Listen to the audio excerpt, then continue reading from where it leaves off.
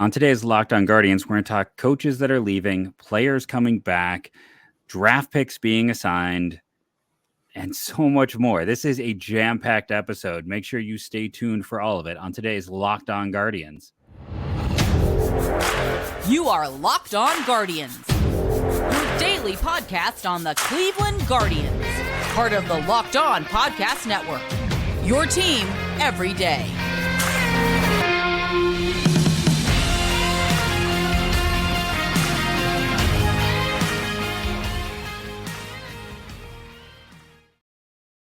Hello, everyone, and welcome to Locked On Guardians. Today's episode is brought to you by BetOnline.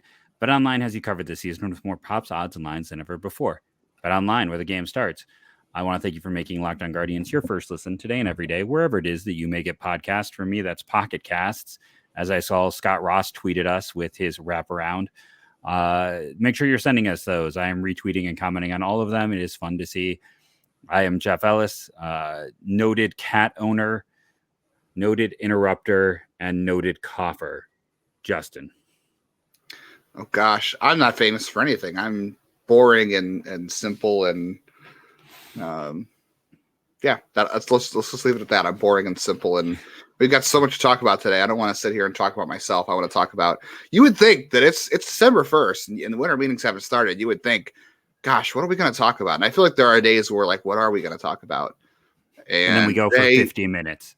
Well, we go 50 minutes, and then we're talking after. And then, but on things like today, there's a lot of different little news items that happen. We're like, okay, we have a lot to talk about, so let's just move on into it. Yeah, for those who talk about like in the longer show, like if we just sat down and turned the mics on from the minute we started talking, these would be like 2-hour shows almost every night, it feels like. It would be. But I do want to say, so we've had some comments on here about everyone loves the longer show. But the setup at Locked On is they want a 30-minute podcast. But our video can go longer. So we are going to be doing a better job of keeping the podcast at 30 minutes. And if you want the bonus content, it's free. It's not really bonus content. But the additional content beyond that 30, we're going to be having at the end of the show. So we're going to be good about setting things up and maybe being like, okay, we're going to discuss this at the end. So if you want to get an extra 10 to 20 minutes, go to YouTube. We are currently sitting at 968 subscribers, 969, actually. I just did a refresh. Well on our way to 1,000. If you want to help us get over that, nice. We greatly appreciate it. 31 away. You can be part of it. Let's start off with some draft talk. First off, the Seattle Mariners own this year's draft. That's the first thing to comment on. The Seattle Mariners getting a comp pick for, not a comp pick. They get a reward pick for Julio Rodriguez being up at the start of the year and winning the Rookie of the Year. Then they get the number one competitive balance A pick. And with the Mets and Dodgers both set to drop 10 places due to their payrolls, all of a sudden picks that should have been 31 and 32 are going to be picks 29 and 30, as well as having the 22nd pick. It is interesting. In past, it used to be it was just your comp. These competitive balance picks were reverse ordered the standings. That's not the case. The Guardians last year had a round A, a comp. That's where they took Justin Campbell at the end of between the first and second round. This year they get the first pick in comp round B, so they're going to have a high pick at the first pick after the end of the second round. Now, what's interesting about this is that pick is essentially a second round pick because by the Angels signing Tyler Anderson, they give up their second round pick, so that pick moves up one spot. It'd be the equivalent now of what was the last pick in the second round. And all of the comp picks this year that occur, based on everyone who is left, would all happen after competitive balance B. So Swanson, Contreras, Turner, Rondon, Bassett, DeGrom, Nimmo, Bogarts, Evaldi, Judge. All of those guys sign. All those picks, Rondon, let me make sure I say the right ones. Rondon, Swanson, and Contreras, those picks would happen after comp B, so after Cleveland's third pick. So every time one of those guys signs, teams are going to be losing that second rounder, and Cleveland's comp B and their own second are just going to keep scooching up. So they have a chance root for all these guys to sign other teams. Yes, root for all of them to go to other squads, because that's like what 1, 2. Everyone loves counting on air. 1, 2, 3, 4, 5, 6, 7, 8, 9, 10. 10. So Cleveland could move up 10 spots, or a total of 11 spots, with their own second rounder and with their own. So they picked 24th in the second round.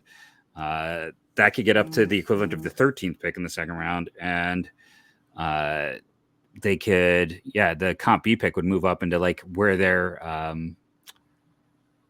second round is supposed to be. And if you heard that vibration, that was a confirmation that, by the way, fun fact, in a matter of 2 weeks, we're going to have someone who might be playing for the Guardians next year. I would bet on it appearing on this very podcast. That's what we call a tease, folks. But it's a good draft. So far, we'll see, if we can get beyond that. But it is a fun, interesting draft. Cleveland has been built via the draft. And this was just announced today. So I wanted to cover that. In terms of a few other minor notes of the day, do you want to handle the Anthony Gose? The roster we can. edition? I got one.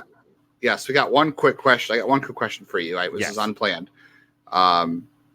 Should Cleveland consider having Bo Naylor on the opening day roster, or if there's another player you would think of in order to have a chance at that draft pick next year? No. There's no other player besides Naylor. If it's not Naylor, no, not for me. I don't think so. Because here's the thing: at the end of the day, as much as it's nice to get that pick, and normally, that pick is going to be more like in the 30s. A pick in the 30s is less valuable than a productive player, a full year of a productive player in their prime. And the risk is if like, let's say somehow Bo Naylor is only up for 4 months out of the year, whatever, 3 months. I don't think he'll win the Rookie of the Year in 3 months, but let's just say he does. He gets the full year of service time anyway because he wasn't up. Mm-hmm. So, but I'm just throwing devil's advocate, throwing that out. Yeah. No, it's never. I don't think the draft pick is really that big of an incentive. I don't think it's enough incentive for teams, because if you manipulate it, you get an extra year of team control, you drive down costs, and you're getting a draft pick in the 30s. It's not that big of a reward. I don't know. I feel like the Mariners made out very good here because they made a big swing trade to get Luis Castillo. They're going to have a chance to replenish their farm system in a big way, because not only do you get the picks, you get the money associated with it. Yeah, and obviously it's all draft pick dependent on the strength of the draft class. But I'm just saying. But like only one of those is control the draft. Yeah, but only one of those is due to that. They'd still be in position to control the draft based on just their competitive balance pick and where their first round is anyways. Like that certainly helps, but like, and again, I don't think you're counting on that pick being that high most years. But yeah, I just, a draft pick is still one of those things. We have seen a comp A pick used to save $3 million in the last 10 years. Like they're not, that draft pick has been shown, those comp picks have been shown to be kind of minimal for value. They're not something that teams tend to covet. Actually, I'm going to say we come back and talk about Ghost in segment 2. We're going to first take our first break here, and then we will come back and talk about Ghost, talk about pitching, talk about coaching changes, all on today's Locked On Guardians. First, we got to talk about a fantastic sponsor, and that fantastic sponsor are our good friends over at Bet Online. You know them, you love them. They are our most consistent sponsor, a Rushmore sponsor, as I like to say. Not quite the GOAT. That's still Built Bar for me, but they are close. They are gaining on the GOAT. I'll put it that way. They're the baby GOAT. BetOnline.net is your number one source for sports betting info, stats, news, and analysis. Get the latest odds and trends for every professional sport and amateur league out there. From football to basketball to soccer and esports, they've got it all at BetOnline.net. And if you love sports podcasts, which you obviously do, you'll find those at BetOnline as well.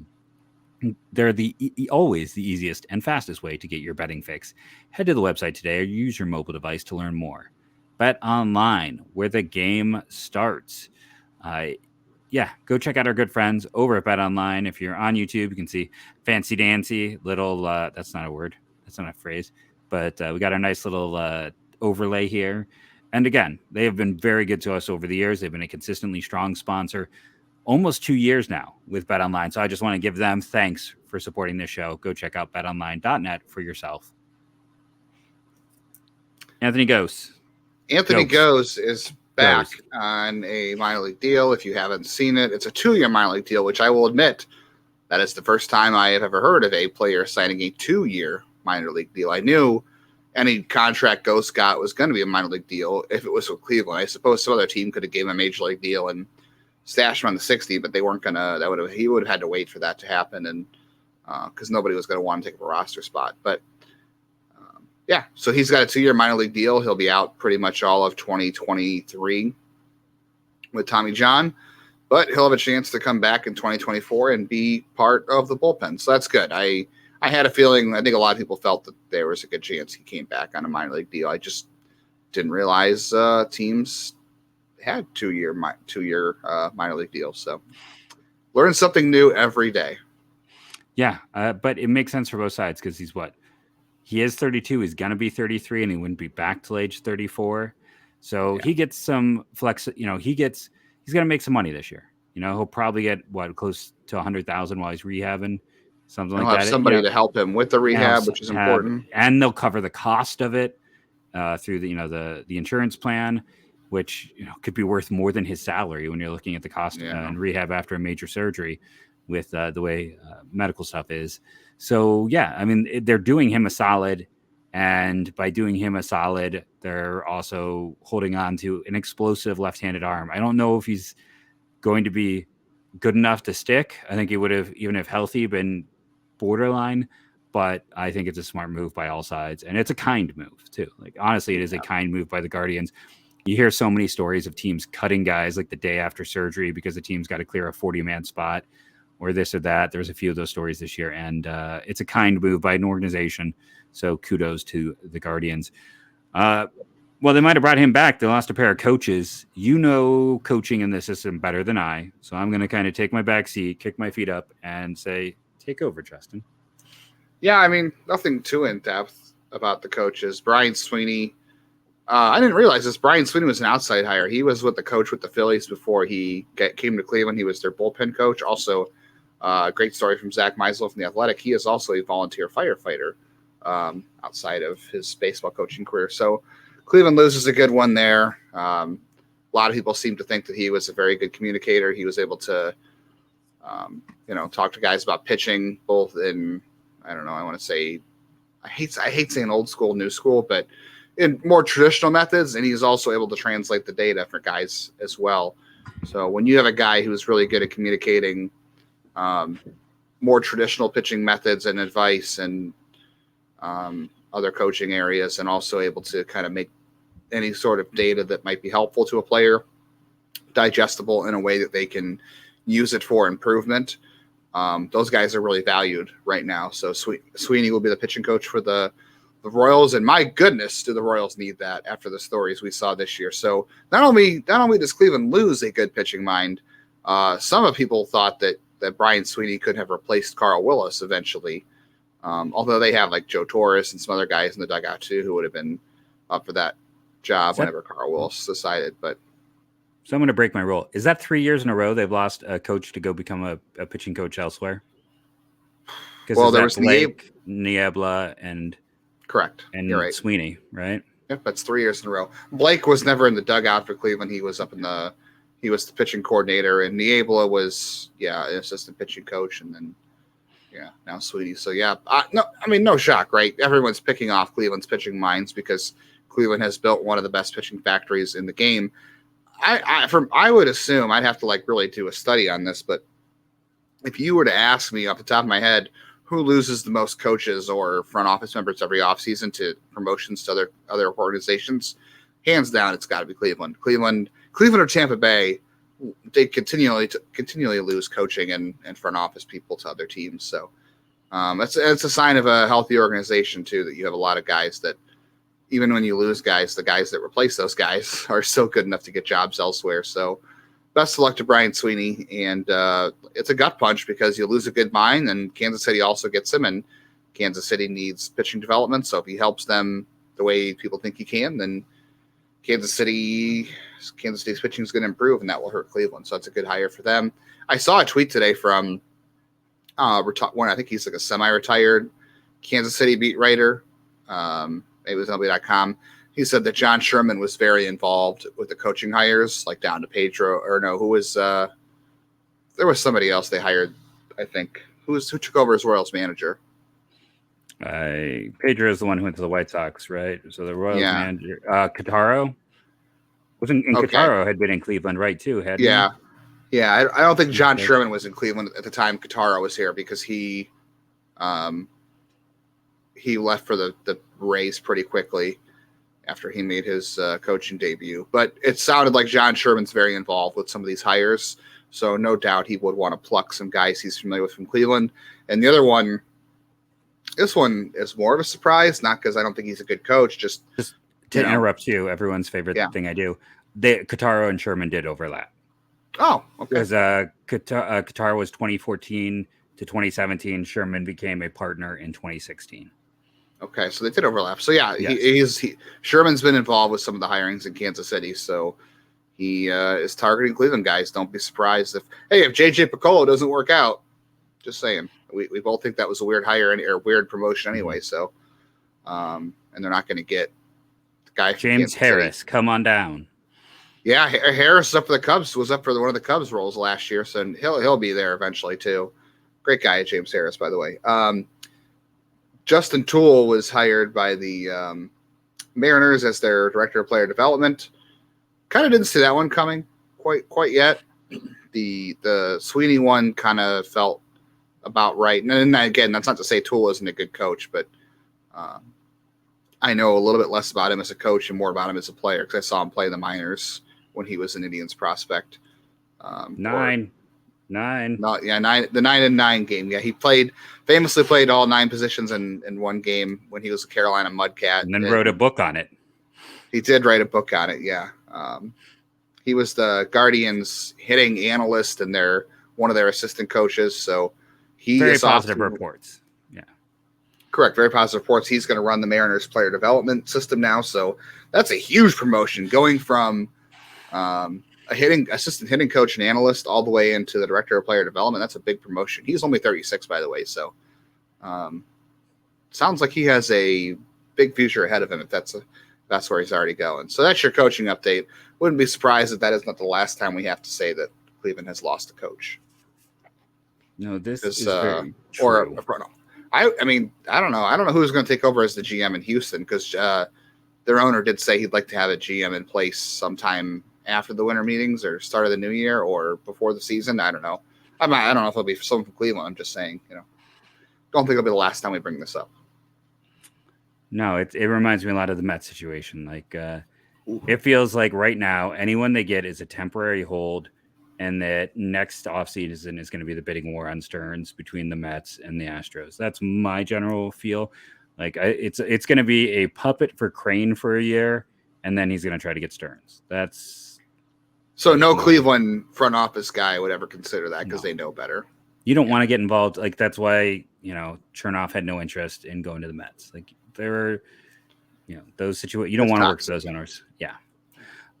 Why don't we take our next break right now, and then we will come back and discuss. We're going to talk about Gaylor Perry. I did a lot of research today, so we're gonna take some time and have some fun. There's some really interesting dovetailing throughout his story with just a lot of things in Cleveland history during that era. Then our post segment, we're going to talk a little bit of relievers, guys who have come up of note in terms of the Rule 5. So those are the next two things that are going to occur. So you got Gaylord Perry, one of the great pitchers of the last 50 years for this team. I think maybe 60 years for this team, and then some Rule 5 chatter, all on today's Locked On Guardians. But first, a quick word from some fantastic sponsors who help this show grow. Hey, we're back. As a quick show update, if I hit refresh, we are now at 970. I feel like I'm on a telethon. 971, 29 away from 1,000. You could be 1,000. Get on it. We should have been live streaming this. This is my fault. I didn't think to do that.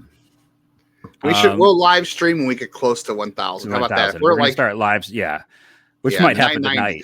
That might be while we're like cutting and editing tonight. We might do a quick live stream as we get close. Okay. Gaylord Perry. Since we can't talk about, I don't want this to come off like me being a terrible person or anything. I put in a lot of research. I have way too much information. You have more of a specific set of information. So why don't you lead off and then I'll tag in. Yeah. Well, for those who maybe are living under a rock, which I think anybody listening to this probably would have heard the news, but Gaylord Perry passed away on December 1st at the age of 84. The only thing I really knew about Gaylord Perry, I mean, I knew who he was and I knew he pitched for Cleveland, obviously in the 70s. But the one thing I always heard about growing up, because it was talked about just a ton, was He was the last Cy Young Award winner for Cleveland before CC Sabathia, and obviously was famous for the spitball, right? Yeah, he's James Karinchak's favorite pitcher. I'm kidding. And take it away from there, because that's where I'm. That was a great segue, because that's a great joke, and I don't know anything else. Well, first off, I just want to talk about the fact that, like, he won that Cy Young for Cleveland at the age of 33. He would go on at the age of 39 to win another one for the Padres, and he would pitch till age 44. 22 years in the big leagues, which is rather amazing. That Cy Young year in 1972, he had a 1.92 ERA, 6.1 strikeout per nine, 2.2 walk per nine. That was the thing. He was a control specialist who induced weak contact. He sometimes led the leagues by one time he led the league by having 41 games started and pitching 328 innings. It's just a completely different game in those days. What's fascinating about Gaylor Perry is we have to go back and talk about Sam McDowell, who he was traded for. Sudden Sam, a guy who led the league in strikeouts per nine from 64 to 70 with just 1 year in 67, where he did not. Like, striking out over 10 per nine back when that was unheard of. He had his demons in life, and they caught up to him. And his career ended shortly after. Well, not shortly. I mean, he pitched 4 more years, but basically his last year in Cleveland was his last high-level performance. I got to talk about 1970 when Sudden Sam should have won the Cy Young. He didn't. He lost to Jim Perry, Gaylord's brother, who had been a Guardians, or I'm going to use Indian because that's what they were at the time. He was an Indians pitcher who got traded to the Twins for Jack Karalik, a lefty. It was a very bad trade for Cleveland in the long run. But the winner, Jim Perry, would eventually come back to Cleveland to pitch with his brother. They both pitched in Cleveland's rotation. And the MVP that year, Boog Powell, I believe, also would eventually end up in Cleveland. So both the 1970 Cy Young winner and MVP would come to Cleveland, and along with Gaylord Perry, clash so badly with Frank Robinson that all would be ended up shipped out of town. Perry came to Cleveland, as mentioned, for Sudden Sam McDowell. I went and did the research. Articles written at the time said that the Giants tried to offer McDowell for Perry straight up. Cleveland insisted on the addition of Frank Duffy. And while you might go and look at Frank Duffy and be like, he had a 582 OPS, my goodness, and a 68, OPS plus, he was maybe the best defensive shortstop in baseball during his time in Cleveland, in spite of that terrible offensive production. What we view now as terrible offensive production, it wasn't that bad at the time. And he was at least a 2-win to 3-win player, 3 being the high point for most of his run. So Cleveland got a solid, useful shortstop and then got the better pitcher. During that era, this was the rare win for Cleveland. He was great. Gaylord Perry was fantastic. Not only was he the last Cy Young winner until CC Sabathia, but by the way, he was the last 20-game winner until Cliff Lee came around in 2008. That's how bad it was. And I'm 41. As a kid who sat there, and I've talked about it, I liked reading my Athlon guides. I had my almanac that, yes, stayed near my bed, and I like to look at the list of the MVPs and Cy Youngs and just never see Cleveland names in there. And Gaylord Perry stood out for me for that reason. Like, he was a guy who was there. And, you went and you looked at the number and you saw that ERA under 2, and you're like, wow. Like, as a kid in the era that I was in the late 80s, early 90s to mid 90s, he was a larger than life figure without even really knowing about him. Then you learn that, like, he might be the most notorious cheater in the history of the game. And yeah, I mean, he was the inspiration for that character in Major League, the old pitcher who starts off the World Series, not the World Series, the game, who's got like Vaseline hidden everywhere. Like, that's the inspiration. And like, you can call him a cheater because, like, I mean, he wrote books about how to cheat. Like, he was known for this. And there is a degree of humor and irony and how mad people get about the Hall of Fame and the idea of putting steroid users in there. And yet, you got Gaylord Perry, who put it on Front Street that he was breaking the rules the whole time. Unfortunately, when he was traded out, it was not as good of a deal. I remembered the name Rick Waits. I didn't really remember performance. He was probably the best player they got in that deal. Jim Bibby was solid. They also got the equivalent of $500,000. And as I mentioned, the Frank Robinson clashed with some of the other players there. When he got the position, and Frank Robinson was in an impossible position, the first ever African-American manager. people were threatening to kill him. I found in some of the articles, I'm not going to repeat, not on anyone's life, some of the things that were being said on talk radio at the time, which I think you can imagine in the 1970s what people would have felt free saying. It was an impossible job on a not good team with a lot of vets, many of who weren't performing. So when Perry got shipped off, it was also the beginning. Sometimes Frank Robinson, I think, takes too big of a hit. This was not a great team. It had some good moments, the first good moments in a long time. And I think that is why there was some vilification. But it started the new wave of Dennis Eckersley, Rick Manning, all of them coming up. It was kind of that next wave of talent for Frank Robinson there. And like I said, unfortunately, when they shipped off Gaylord Perry, they did not. They got 2 back-end starters and another pitcher and some money. He would leave Cleveland in 75. Nope, I got that wrong. In 75. And he would still pitch until 1983. An amazing career. There's no other way you can put it. For a long time, him and his brother, Jim, who did pitch together, I want to say that final year in Cleveland in 75, might have been in 74, they pitched together. They were the most winning brother combo in baseball until I feel like recently they got passed, and I can't think by who. I know I should know that. But also, like, let's put it on Front Street. You're not going to see anyone named Gaylord anytime soon. Like, that is a name that is retired in time. Never watched Meet the Parents, huh? No, well, yeah, I have, but like, that's why it's never going to be used again. It's interesting, just like the rise and fall of names in general. But like, he was one of a kind. I mean, there's no other way around it. There's nobody like Gaylord Perry really in that Hall of Fame, because typically when we talk about a cheater, we're vilifying them. We're not raising them up, but he became like the plucky cheater. Like, somehow, like, I mean, it became part, and people maybe will get mad at me, like, calling him a cheater, but like, he wrote books. He did videos. I remember Saturday morning, there was a baseball show. I couldn't tell you what it was in the 90s, but he's sitting there like showing you how he would hide his Vaseline and things like that. I remember watching a clip after he had retired, showing you how he would hide his Vaseline and things. And like, I mean, I guess we get mad about the Astros, but when it's one dude somehow pulling it over on everyone else, it makes him a folk hero in a way. So I mean, he was one of the best pitchers they had during the dark ages. He was one of the bright spots in the dark ages of Cleveland baseball, and just take a moment to appreciate. If you're talking about like the all 70s team for Cleveland, he's on it. If you're talking about like from 1950 to 2000, he's probably still on that team. Like second half of the century, he's got to be one of the 5 starters on a Cleveland baseball team. So, and then, I did want to make one other note. Just in terms of advanced statistics, that Cy Young year, he was worth 10.8 WAR. 10.8 WAR for one season. Just think about that. I meant to do, I did all of that research, everything else I talked about. I meant to go look up like the Cleveland highest individual season WAR amongst pitchers, just to see if that was the case. We will, I will, as we're discussing some things in our post-show segment here, that's going to come up. So if you're listening on your car and you're mad, it's ending. Subscribe to Locked YouTube. On, and then go subscribe, kick on to YouTube. But we're going to call that a show. If you're on YouTube, don't end. In about 30 seconds, we'll be back.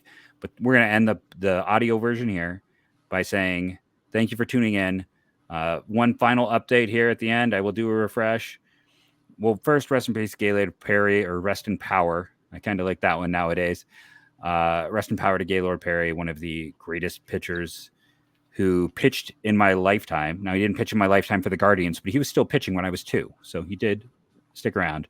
So rest in power to one of the greats. And we gained another one, 972. So go subscribe, and let's end this the way we do every show. Go, Guardians, go. Okay.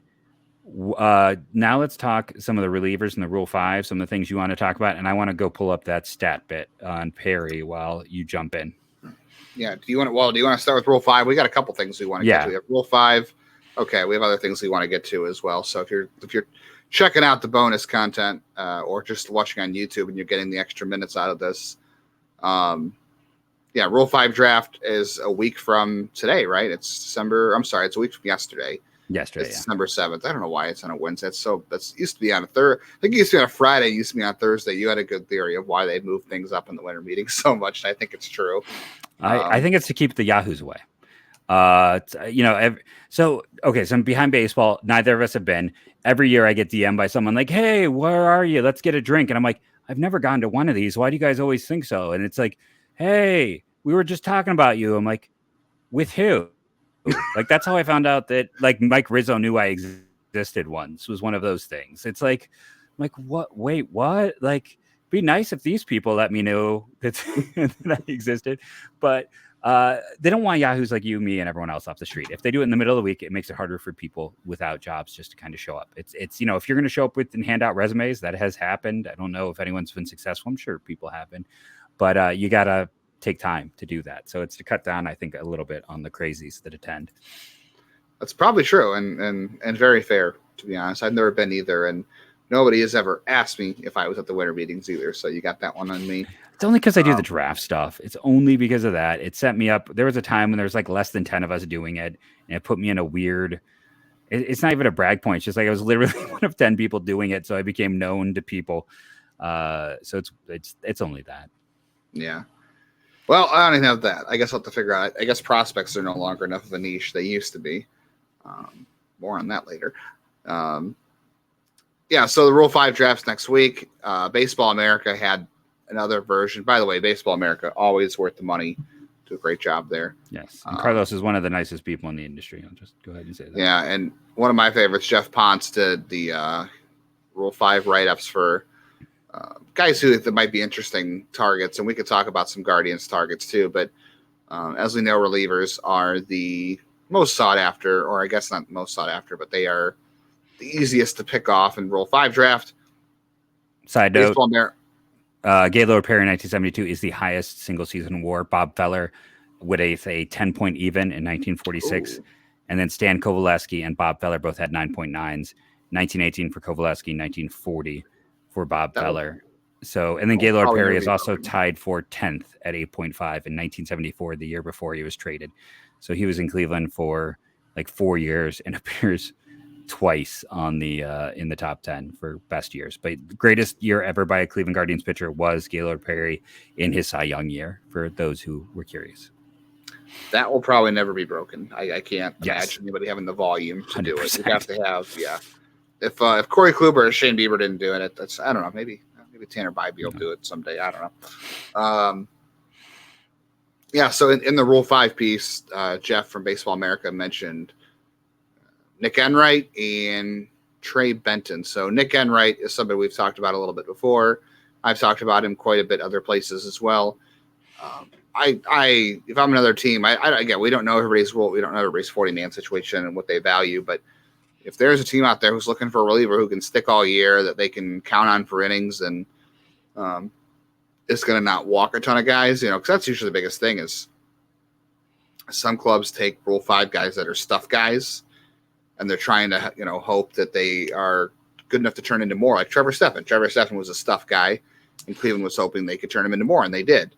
Nick Enright, probably the opposite. Nick Enright is more of a low, I don't think low ceiling is the right word, but a safe ceiling kind of guy where he's got good data as well, but he throws a lot of strikes, doesn't get by on, premium stuff and velocity, but the stuff's okay. Nick Enright makes a lot of sense. The other one was interesting that came up, and Kyle Marmon came up last year in their write-ups, but didn't this year. The other guy was Trey Benton. Benton was I believe, an East Carolina guy as well, right? He was also the same. Yeah, same. He was wasn't he also a Cape Cod guy? A what?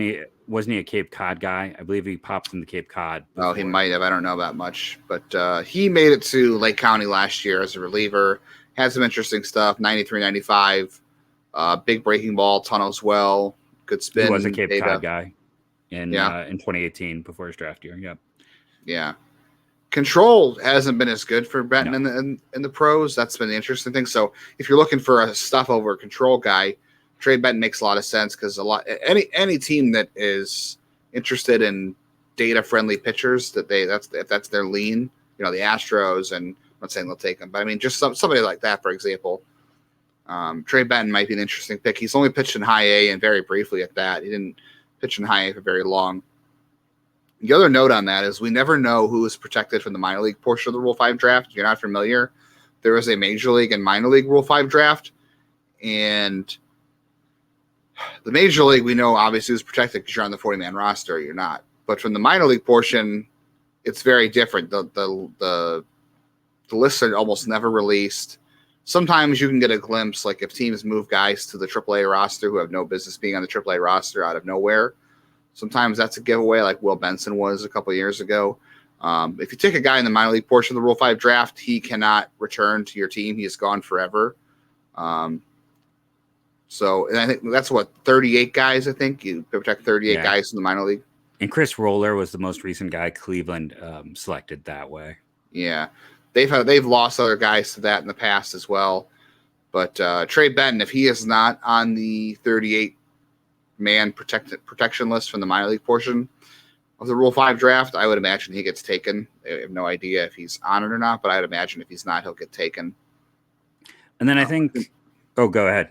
I was just going to say Kyle Marmon, I think, is probably protected, so I wouldn't worry about that because it's usually guys who have not reached a higher level. Like if you've reached AA or AAA, you're usually on the protected list, or I don't think you're eligible. So Benton has not. Marmon has reached AA, so I think Marmon reached AAA, so Marmon's probably not available in the minor league portion, although I think he could possibly go in the major league portion. But Trey Benton is a name I wouldn't be surprised to hear pop up, if not in the major league portion, but in the minor league portion. And, Mikolajchak is going to be interesting to teams who like data and think they can fix him. But just speaking about like data loving types, I still think Andrew Misiaszek has a very good chance to be selected. If we were still in the era of the loogie, I would say 100% he's gone because like the performance data is really high. Some of the ones used when people are trying to come up with things like Stuff Plus. If you have access to minor league data, he is near the top of the Guardians for that. So I think if I were placing a bet, I would bet on Misiaszek being gone to a team like the Astros. I was actually going to go to their roster resource because they need some bullpen depth. They're not super deep. We know they that's why they wanted Maton was for data like that. And I was kind of curious. They currently have 0 lefties in their pen. So they have 0 lefties in their bullpen. So that's what I was going to say. I think I would not be shocked at all if Misiaszek ends up. We know they have scouted Cleveland very in depth in the past. Yainer Diaz was not exactly a household name when it happened. He was known to teams, but I'm sure they have seen Misiaszek. They might have even been teammates last year. So he is on the 40 for them, by the way. Diaz? Did they protect him? Yes. Yeah. He was on their major league roster at one point. Oh, okay. Right? Yeah. No, they didn't protect him. They did not protect him in the offseason of last year. Yes. So just he was eligible last year. Yeah. Yes. So just like Oscar Gonzalez, if there had been a draft, he would have been. So that's when people get mad about him. I'm like, no, because they didn't think enough about him. He's also not a catcher. Him. Yeah. But yeah. Yeah. But no, he makes sense to Houston. I think, I would watch for that one. I think that and the Nationals for then it's like Nick Mikolajchak to the Nationals. They like stuff guys. If they feel like they can get Misiaszek, Mikolajchak. Why does Cleveland have the relievers? All the confusing names. Why? And all the I'm so glad they didn't take Carmen. I'm not going to say his name. Carmen Modeleski from South Carolina. Yeah, whatever it was. Cleveland was connected to him in that draft. Yes. I'm so glad they didn't because I wouldn't want to have to spell that every day again. Cleveland has some seriously difficult names, but I just keep rooting for them to add the other Logan Allen, not the one that was here before, but like the other one. I just want there to always be 2 Logan Allens at all times. We joked about them adding Logan Tanner too, just to change it up because it would have been funny. But I could see the Nationals being interested in Mikolajchak because if they feel like they can get him back to his 2021 stuff, then that's a guy that you have a lot of upside in. And the Nationals are terrible; they have no reason to worry what he looks like this year. You throw him out there, you try to fix him, and if he's good, guess what? You got yourself a setup guy in the future. If not, risk is a risk. But and I could also see the A's taking him for that reason too. Yeah, anybody who's not good and needs relief help for sure. I think Mikolajchak is a great test case because like there's very low Pittsburgh. Even Pittsburgh's done it before to Cleveland. Yeah, wouldn't be shocked by that at all. Did you want to bring up any more updates on rumors? Yeah, let's do one more update on rumor. I thought it was fascinating. You and I discussed this. Rosenthal's latest piece was getting into stuff that the Braves are now getting into the Sean Murphy thing, which is mildly humorous because all we hear about is how do you make it work? You can't have two catchers together. You might as well not have one. Remember that old thing when there's like two quarterbacks at Ohio State? You have two quarterbacks, you have none. None. That is not the case for catching, by the way. No, I mean, look at the Braves. Like it, I couldn't remember exactly. I'm like, how did Contreras play a year ago? And Justin's like, yeah, he made the All-Star team. I'm like, oh, yeah. It's like they had Contreras, Travis d'Arnaud, but they also had another good catcher. And then they had Manny Pena, who is like probably at 35. Like, yeah, his Father Time's catching up with him. He was never a star, but he was a really good backup. And yeah, like, and I'll say this: if the Braves go ahead and trade for Sean Murphy, Cleveland should be calling about d'Arnaud tomorrow. But Travis d'Arnaud, d'Arnaud, I should say. Yeah, I always get his name wrong. They should be trading for d'Arnaud tomorrow. But like at the same time, this is a team that made it work with two offensive catchers without any issue, and they are looking to get another catcher because when you can get the second best, a top three player at any position, especially when it's a position that is going from, let's see, I'm just gonna for the heck of it, a giant zero catcher. I mean, Austin. Okay, so Austin Hedges last year had a runs created plus. Don't do it. It's bad. It's so bad. I don't want to. I'm gonna get myself. He had a runs created plus last year of 42. Sean Murphy was a 119. So you're talking about a 70-point increase. By the way, that's like going from average to Aaron Judge. Like if you you're adding a Judgian level impact when you make that move. Like that's something that has to be calculated is you're talking about a 70% increase in production at one position. That's hard to do and also changes your entire lineup. And this is what I think about. Okay, you go. Sorry, you can finish. No, go ahead. I'm done. This is what I think about catching. Think about running backs in the NFL. Are there any bellwether running backs in the NFL that are 200 carry guys anymore? And if you do, how long do they last? Not many, right? There's a lot. There's no more Sean Alexanders in the NFL. There's no more Marshawn Lynch's. Nick Chubb might be. We're doing some crossover here. Catching very similar. And this is, I mean, I guess the Royals are not a great example because MJ Melendez played a lot of outfield. Don't forget how athletic Bo Naylor is, and he could play in their position in DH. But look at some of the best teams in baseball this year. The Atlanta Braves is the first one we bring up. Williams Contreras, Williams. Yeah, I said that wrong. Made the All-Star team. Well, I got it wrong first too, so I'm right there with you for once. Come at me. I can handle the heat if I pronounce names wrong. Willson Contreras made the All-Star team. Travis d'Arnaud has been above average catcher for years. They signed him as a free agent. He's been a good catcher. The Blue Jays rotated through three guys this year. I know they want to maybe trade one, but they're still going to hang on to two of them. They're two really good ones.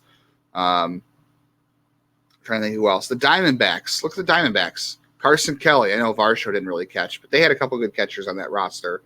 The Dodgers, Austin Barnes is pretty solid. Will Smith's an all-star. The Padres had three catchers this year. One of them was there mostly to catch Yu Darvish, but they had three catchers. The Mariners, they settled on Cal Raleigh, but they had Tom Murphy and some other guys. Like the Mariners have had multiple catchers that have played. Torrens was was a rather significant part of that Nola deal. Right. Austin Nola, another one. Yeah. They had Austin Nola and they traded him, right, to the Padres. Yeah, and they got Ty France, most importantly, Andres Munoz, most importantly. But the name in that deal at the time was Luis Torrens, the catcher. The catcher, right. So, and then the Royals had MJ Melendez and Salvador Perez this year.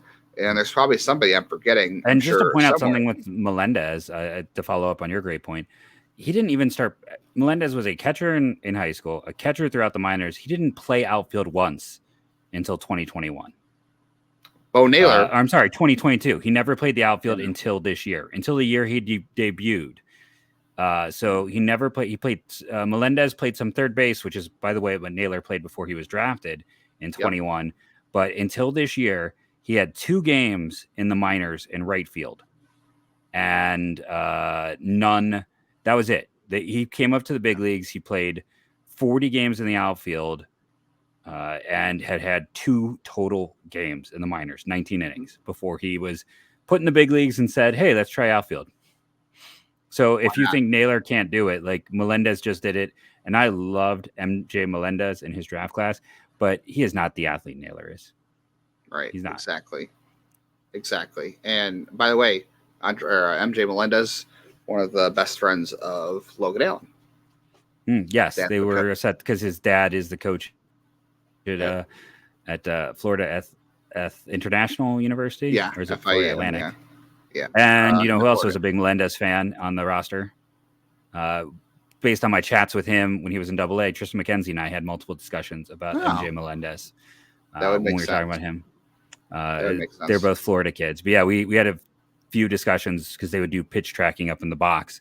So yeah, I would sit there and watch McKenzie eat an ungodly amount of calories as he was trying to add weight, and it just didn't work. I mean, I wish I had his metabolism, but yeah, I mean, he was trying. He was definitely trying. But yeah, we would talk about some players and talk about some stuff throughout the games. It was only like 2 games where he's up there tracking. When I was up there, we talked Melendez, just kind of a funny thing. So multiple ties. Maybe the Guardians should trade for Melendez. There we go. Maybe, yeah. The White Sox are interested in maybe Salvador Perez, so maybe the Royals will trade the other catcher. Yeah, so it can work with 2 catchers for sure. There are teams that are doing this right now, and catchers don't play 120, 150 games a year anymore. You don't. If you don't have to, you shouldn't have the catcher that plays 140 games and your backup plays 20 because your backup's so bad. Like, if you have 2 good catchers that can share the load, it's better for both of them because they're going to come out at the end of the year healthier and fresher. And if you can DH one of them because their bat's good enough, that's even better for your team. I'm not saying that both of them got to play every day.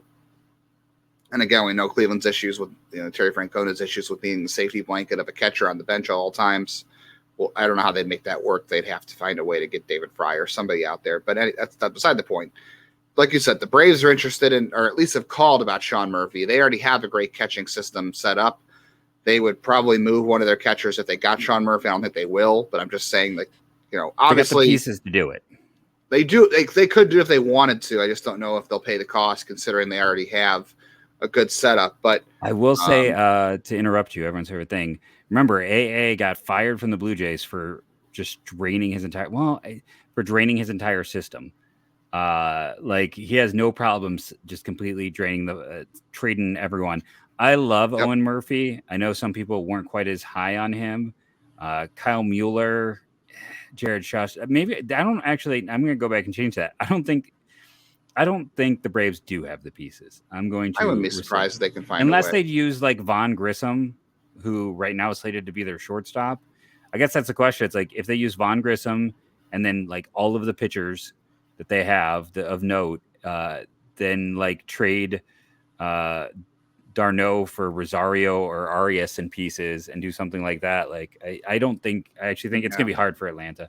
I also want to point out, just so we can table it, but to discuss, is that now the Cardinals are apparently in on Contreras, which takes them out of, potentially out of Murphy, but also, I mean, the Astros have nothing. They can't trade for a catcher. So if they can't get Contreras, they have to go for Vasquez. I know MLB trade rumors said Christian Vasquez will get 3 years, $27 million. I say bunk. He's going to get closer 2 to 12 years, than 18. 9. Yeah. I mean, or no, they had him. The last estimate had him at $9 million a year. So he's already gone up $3 million from their initial estimate. That's 218. Yeah. So that's what I would say. Yeah. Yeah. So, if Willson Contreras lands in Houston, that'd be hilarious. Or in St. Louis, that'd be hilarious because he's going from the Cubs to the Cardinals. Yeah. But also, that takes if they land on Contreras, then that takes them out of the Murphy sweepstakes. Although I don't know, why wouldn't they go for both Murphy and Contreras? I doubt they would, but you never know. Oh, the Cubs did that one too. The Cubs this year, remember they had Contreras and Yan Gomes. Gomes was still a good catcher, so they had two of those guys in the market for Vasquez, if you're believing the rumors. So they're still and they already have money. Catchers.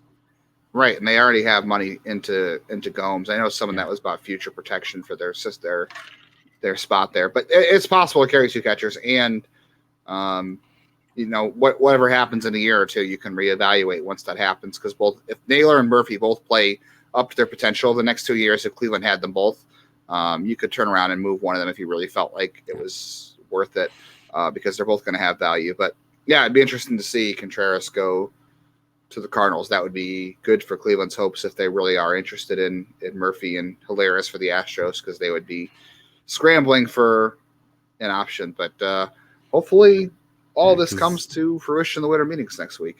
Because when you look at it, it's like the Astros and the White Sox both want to add a catcher. Neither of them have flexibility or really the pieces to go out and get it.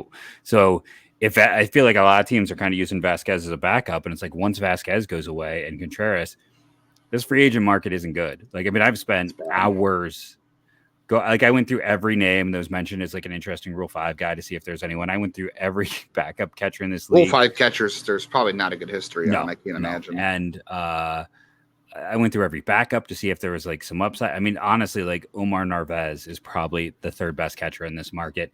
And former White Sox, he could go back home. Right. I will say Zips saw Grandel with a nice rebound this year. So maybe there's an analytical team that'll try to jump on him and see if the White Sox will eat some of that salary. But yeah, it's going to be interesting. It's going to be fascinating.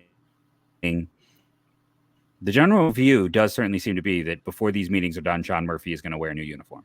So we should have some idea. Speaking of the winter meetings, do you want to call it a night? This is our last show for the week until the winter meetings start. I think going to just ask you some quick questions, or do you want to save those for Monday's show? What's up to you? Because we can also, I know you guys, see, this is the thing. Now it's more free for me for this part, because this is not, we can kind of have more free form on the YouTube side of things. So we get to go extra long. And it doesn't have to be Monday's show, though. Yeah, we can either save it for Monday, and then Monday we also have the historical piece where I went and made a ridiculously silly document. But I don't know if that document will take the whole time or not. I guess it's up to you. We could save these questions and lead off Monday with them, and then dive into some history. Let's save it for Monday, because I don't think a lot of things will fly Sunday night when the meetings start. I think that'll wait till Monday. So you just jinxed the heck out of this. Wait, there's going to be So Sean Murphy will be a guardian on Sunday. Yeah, that's okay. I do have a question related to him, but I have other ones too. So okay. No, I am not related to Sean Murphy. That's your question, right? Like, is all of this due to some kind of blood relation? No, I am not related to Sean Murphy. All of my hyping of him has nothing to do with, nor am I his agent. I can state that, even though I've been his hype man for years. But I want to thank everyone for doing this extra long version. Let us know what you think about how we're handling it. We're trying to find a way to make everybody happy, which almost always inevitably ends up with making no one happy. But I think people are going to enjoy it. I think they'll like the free flow and openness. Side note, at last check, we are 25 away from 1,000. I'm doing another refresh. We are 22 away from 1,000. Wow. And I want to say yesterday's episode, the views were up, the impressions were up, the duration were up. So thank you, everyone. That was our second most popular video of like the last 2 weeks. I know the off season for baseball is not always one where people are tuning in daily. So I greatly appreciate each and every one of you who are and are taking part and are helping us grow. Because it's when when we are able to get a little bit of money from YouTube, because currently we get nothing. All the extra time on YouTube, we get nothing for this. This is literally a zero-sum game. It would be quicker just to do, the value is, I find it fun. That is the value. This is only for fun. We don't get anything from it. So yes, it'll be annoying when there's ads, but typically they're 5 seconds and then you can skip them. But it will allow us to do a little more, and it gives us more flexibility. But we appreciate that you guys are setting us up to make a little bit of something, even though it might be a minor inconvenience. So thank you to each and every one of you. If we get closer tonight while we're uploading, maybe we stream as we're getting into the final bit. But yeah, 22 away. Can we do a Mark Zuckerberg social network type celebration when we hit if we hit 1,000? What did he? I'm blanking on what happened there. I don't know. Justin Timberlake beat up his best friend or had him kicked out, and they had a great party, and there was confetti, and then Mark Zuckerberg, his business card said, "I'm CEO," 4-letter word I can't say on our podcast. I don't know. I'm CEO man with two N's. Refreshing every couple of minutes to see what our follower count is on YouTube. Just remind me of that scene in Social Network, because we were talking movies the other day and getting very nerdy. It's one of my favorite movies. No, I don't know. It's just we're so close. It's been less than a year. Listen, it was like March where I went every day on this. So we're Ohio, we're Cleveland, right? This is not the biggest sports scene. I know that, and that's not a dig. It's just we don't have the numbers, like plain and simply, of people. It's easier when you are a Seattle, New York, one of those big ones. So I appreciate how much people are supporting us, especially because it's also the Guardians are always the lesser team in town. It feels like so. I'm really thankful to everyone, and I hope we are giving them content that shows that this is worth them sticking around. So again, just a big thank you to everyone. We're getting so close. So thank you. I can't believe it. I'm literally giddy. So we're going to end it here. And again, thank you all. And I will do the ending for this as well. It's been a week. We have winter meetings and news is certainly going to come. So make sure you're tuning in, and go Guardians, go.